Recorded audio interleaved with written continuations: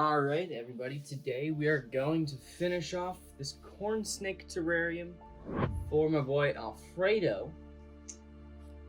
Part 1, I created the background. If you have not watched that already, go check it out. Probably one of the cooler videos I've made so far. Anyways, let's get into it with the substrate. There's already a little bit in there just from knocking it off the background.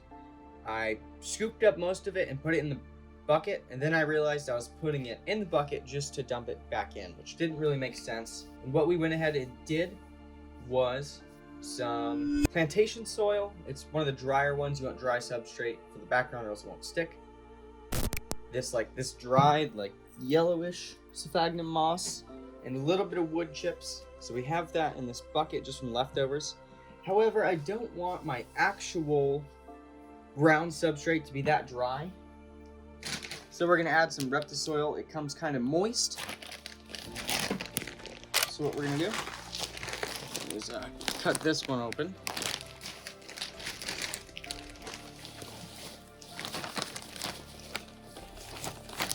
Add some of this more moist stuff. Obviously, corn snakes don't need too high humidity, but if you can start with decently damp soil, you gotta worry about it less in the future. It will dry out eventually. We do a little bit of sphagnum moss as well. That might be too much. Oh well. Then what we're also going to do is just dump a little bit of water in there. But yeah, anyway, I'm putting the glove on so I don't have to go back and then wash my hands and stuff later. Just going to mix that together. So we get a more wet version of the same thing. Then the big thing too is I was half tempted to go bioactive, but planning that out was going to take another week, and I wanted to get this taken care of. And it's there's a lot more to it with snakes because of crushing plants and all that. So yeah, just let me know. Should I do that pretty soon too? It wouldn't be that hard.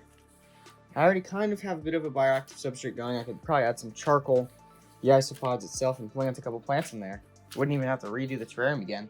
I could do it in 2 weeks. I stole my day gecko's UVB for an hour, just for better viewing, because with just these bulbs, very dark in that corner. Probably gonna add an LED, maybe even a UVB. Just depends on pricing. UVB, although really not necessary for any snakes, is said to help with activity and bring out their colors and stuff.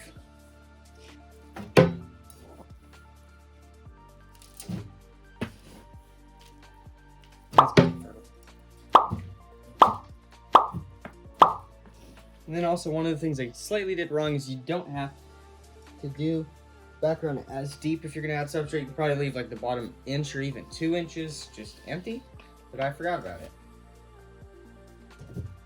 Definitely some little mistakes I made that I can pass on and you guys can learn from.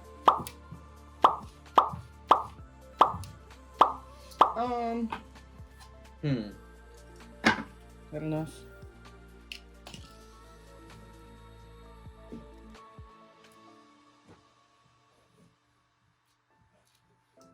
Yeah. Whoa! I think that didn't break.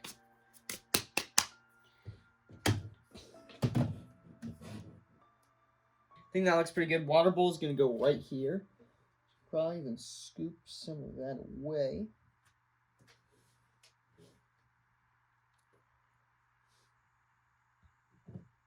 Yeah, I mean, that's plenty to burrow in. Probably depends on the species, but I don't really understand. The people do 6-inch substrate layers. Like I said, don't know every species. Probably can do it sometimes, but corn snake, probably double their body is plenty, so they can burrow, because they definitely like to get underneath there. But even then, we're at about that thick right now. That's plenty. Anyway, I will be right back. I don't know if you guys noticed, move that, but I kind of left a gap on this left side with the wooden stuff right here, because we went 1, 2, and then this. I'm hoping they might perch up here. We're also going to try to run a stick through. Anyway, as I was saying, I left the gap there. So we're I put this right in the corner. I was also noticing it's kind of huge for a corn snake. Right, like he's gonna use maybe half that, so maybe it's not too good of a hiding opportunity. It really isn't that hidden, so I might switch it out later. Long story short, water bowl right here. It might get dirty putting it in right now. All right, we're back. Recording with my iPhone is not ideal, so bear with me. It's not the end of the world, but I would like to do a camera, just more storage. I'd like to have a decent camera, but this one I bought was a scam, sort of. So in the last video, I tried to expanding foam this, and it didn't stick because I forgot. So I went expanding foam, threw some dirt on top, then the stick, and then tried to expanding foam over the dirt, and that just didn't work. So anyway, yeah, it's got some stuff stuck on it, but whatever. I want to get them right up to the heat with a perch like this. Like, they're not super duper arboreal, but I think it would be nice to give them something, or they're here. Random rocks that were in there. So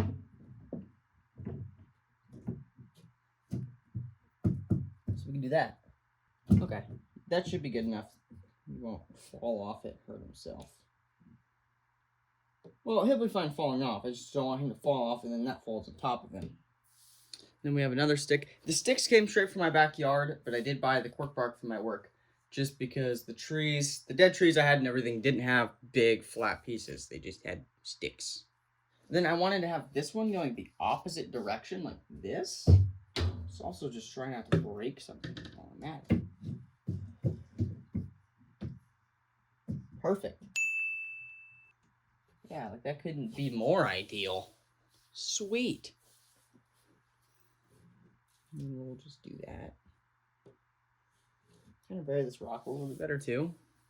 Now they have, it's probably showing up in the wide shot. Just kind of got like a step up. Not he doesn't have legs, but you know what I'm saying, to the bowl. And we're just going to steal some of this berry. Then we have a second hide he's using right now. I don't know, maybe we could stick it in the middle. Like if he really wanted to hide all the way on the cool side, he'll go under the bowl or in the bedding. So it's not the end of the world. Let's figure out what else we can have. We have this stick, little stick. This piece. Stick that in the back. We'll go. Just feel like it kind of fits right here well. I don't want it too high. Ooh, that looks cool like that. And then we'll go ahead and stick this one fake plant I have in the middle of that. Right here.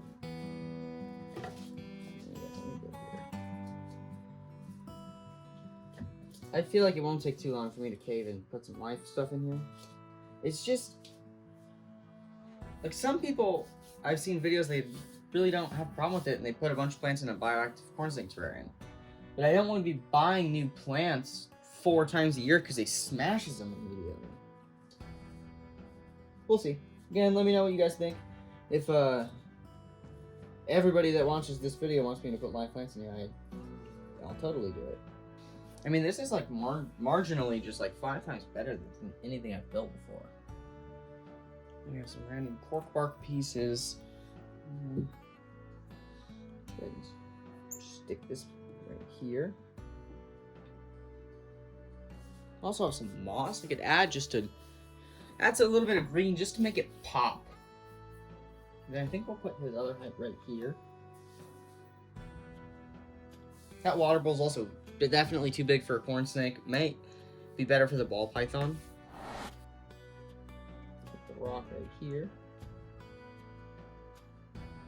Just for the sake of breaking it up. And the nice thing about rocks is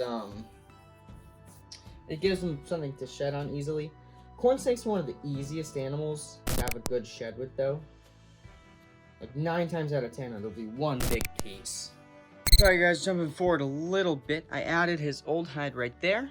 Some water in the bowl, misted it, and then some green sphagnum moss. Already clouding up because I missed it right there, a little heavy. So all that's left is Alfredo himself, and let's see how he likes it. Dude, he is so awesome. The camera will focus on the snake. There we go. Alright, bud. Let's see what you think.